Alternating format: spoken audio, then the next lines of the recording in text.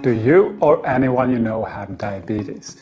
If so, watch this video. It's about how you can revolutionize your blood sugar control through a simple lifestyle change that should be obvious, but that many doctors still don't understand. In a few minutes, you're gonna know more than they do. Diabetes, regardless of type, means that you often have too much sugar in your blood, right? It's simple to measure by pricking your finger and using a basic blood sugar monitor like this one. Now, where does the sugar in the blood come from? From the food we eat, from a certain specific type of food we eat, and that has a great significance for what's happening in the world. In the 80s, there were 30 million type 2 diabetics in the world. How many suffer from diabetes today? 13 times more people. And the situation is rapidly worsening. There's soon going to be more than 500 million people, probably many you know. It's a total disaster, as it's considered natural that people with type 2 diabetes get sicker every year, getting long-term complications like blindness, dementia, damaged kidneys and dialysis, heart attacks, amputations. So, a worldwide explosion of diabetes and disease. Why? The dietary advice that we are giving to diabetics is the problem. The base of the food pyramid consists of starchy foods like bread, pasta, rice, and potatoes. And starchy foods are broken down in the stomach to pure glucose. As it's absorbed into the blood, it's called blood sugar. That's where sugar in the blood comes from. And we're recommending that diabetics eat a lot of what turns into sugar. Now, why? Not because studies have shown that this is any good, but only because we thought it was good, or at least less bad than fat, which we've been afraid of for no good reason, it turns out.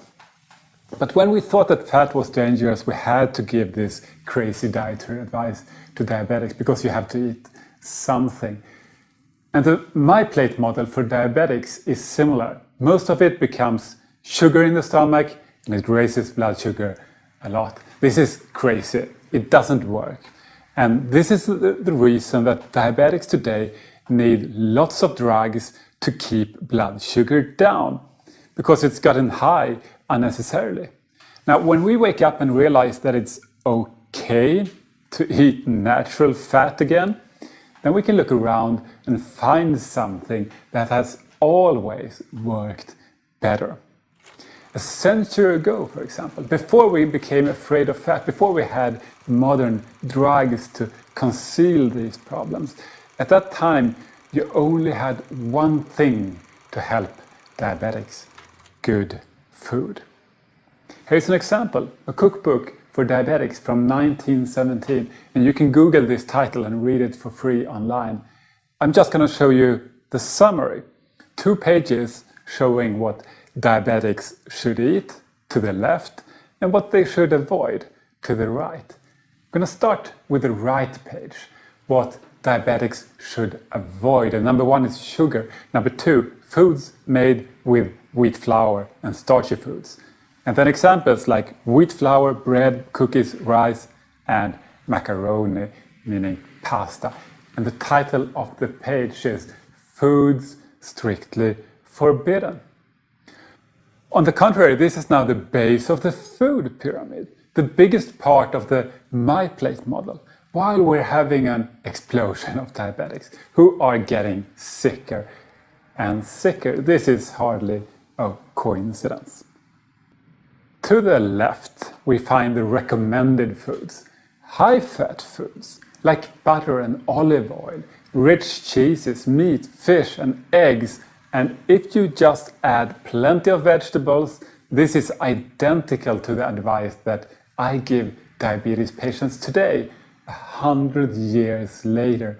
So what happens? Same thing now as then. Diabetics who try this always see their blood sugar improve. Often there's a huge improvement. If you don't eat foods that become blood sugar, you'll get a lower blood sugar. It's perfectly logical.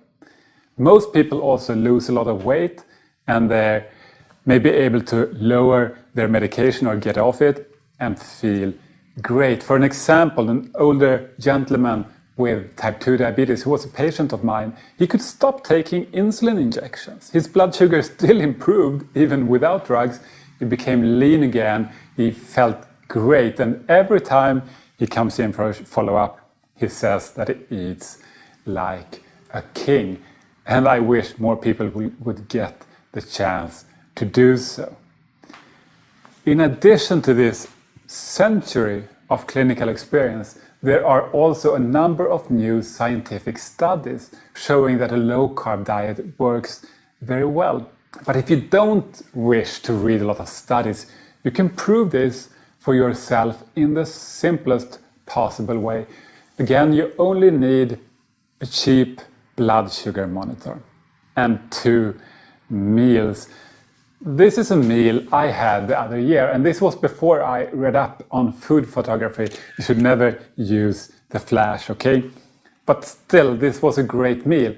A steak fried in butter, vegetables fried in butter, and homemade béarnaise sauce, meaning melted butter and egg yolks. So this is mostly butter, and it's like a nightmare for an old school dietitian. It's almost all saturated fat, with a bit of protein and extremely low carb. And as you have a bit of this food, you can almost feel your brain stop working from a lack of carbs. No, that's not the case. I'm sure you know this is just an old myth. Now, where was I? Yeah. Sorry. What happens to blood sugar when you eat this? Okay, this is the vertical axis. It shows the blood sugar between 70 and 100 is a normal fasting level, and then it can increase after a meal. And the horizontal axis is time after the meal, up to 6 hours. And here's what happened. It turned into a rather boring evening for me. I pricked my finger again and again. Nothing happened, okay? Blood sugar stubbornly stayed around 90. So if you eat almost no carbs, almost no sugar reaches the blood, and your blood sugar will stay where it was. This makes sense, right? As a contrast, I then went to the world's biggest obesity conference called the International Congress on Obesity. This is a gathering for 10,000 obesity doctors and obesity researchers around the world. Once every year, they go to some place on the planet, and in 2010, they were in Stockholm, Sweden. So I went there to see what I could learn. And ironically, I had the worst lunch I've had in a very long time. Here, they're busy bringing it out. And if you think it's impossible, you can look at the sign. It says International Congress of Obesity 2010, Stockholm, today's lunch. And here's the entire package you were given. And of course, there's sugar in the chocolate, and there's also sugar in the fruit. The energy comes from pure sugar, even if it comes packaged with good fibers and vitamin C. Now, the yogurt contains lots of added sugar, a total of 14 grams of sugar per 100. And this is going to make your tongue curl up if you're not used to it. And then there's wheat flour, starch in the sandwich. Perhaps you, as I, was hoping for something nutritious inside, but then you would have been just as disappointed as me. It was supposed to be a tuna sandwich, but this is truly a homeopathic dose. Doesn't count. So the meal was only sugar and starch, and here's what happened to my blood sugar. I was actually shocked myself that it went up to 180 in 1 hour. And then you can see that after 3 or 4 hours, it's below normal. And as you might guess, I had cravings. I wanted to go and get something unhealthy. But in the name of science, I didn't. And my blood sugar stabilized on its own anyway. This is a typical result. Foods like this will make you full rapidly and then hungry again rapidly. And that's when you need to snack all the time and then you gain weight. But this is still considered a healthy and normal blood sugar curve. Had I been diabetic, it could have shot through the roof, stayed there for hours while this sugar was eating away at the small blood vessels throughout the body, damaging organs long term, and eventually a diabetic eating like this could end up blind and amputated. But surely nobody gives recommendations this stupid to diabetics. Well, actually, they do. Exactly like this.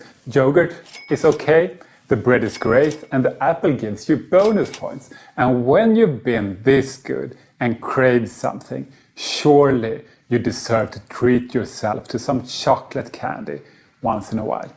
Let's not become too extreme. As you know, we're always told by the junk food industry to eat a balanced diet with a balanced amount of junk. And then this happens. This is, in practice, what diabetics are advised to eat. Here's a fancy folder with advice that's still given out for free by healthcare providers in my country. You see a lot of fruit, pure sugar. Perhaps not the best for a diabetic, right? In the brochure, they say that foods that raise blood sugar slowly are good. For example, fruit, rice, pasta, potatoes, and bread. Exactly what was strictly forbidden a century ago, and exactly what sends diabetics' blood sugar through the roof. Why are we giving advice that raises blood sugar, and who is giving away these fancy brochures for free? Well, in this case, it's a pharmaceutical company, as it often is. A pharmaceutical company selling drugs to lower blood sugar is giving out dietary advice that raise blood sugar a lot. So diabetics get sicker and they need to take more drugs, while the drug company makes more money. It is filthy. It's conflict of interest, and it should be outlawed. And there is a lesson for all of us in this. Never blindly trust lifestyle advice from a drug company, because why would they give advice that made you healthy? If everybody got well, they would go out of business, right? Drug companies make their money on people who are sick for a long time, preferably for the rest of their lives, and need a lot of drugs every day, like all the diabetics who follow this advice. Unfortunately, there is very little money to be gained from thinking different and producing good, real food instead. I was recently at the world's biggest scientific conference for diabetes research in Vienna, and here drug companies put their products on display. At the conference, 1,300 reports on new scientific studies were presented. The number of studies about not eating carbohydrates that diabetics can't handle, not a single one. And here is the participants' lunch. Now, what's inside the bag? Just like at the obesity conference a few years earlier, and the same thing happened to people's blood sugar. It can feel like total darkness. But there are some bright spots. More and more people are seeing through the nonsense. In Sweden, new official dietary advice for diabetics at least includes a moderate low carbohydrate diet as a recommended first choice for type 2 diabetics. And a moderate low carb diet will at least provide moderately good results, which is a lot better than yesterday's bad high carb dietary advice. And in the fall of 2013, a large Swedish government expert review was released on foods for obesity. It concluded that a strict low-carb diet like LCHF provided the best weight and the best health markers, as long as you follow the advice.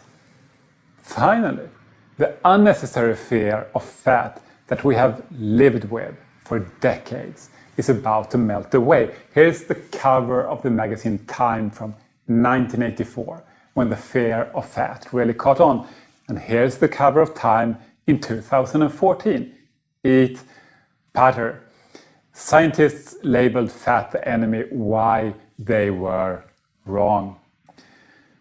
The Swedish expert on nutrition, Professor Nyström, summarized the situation like this.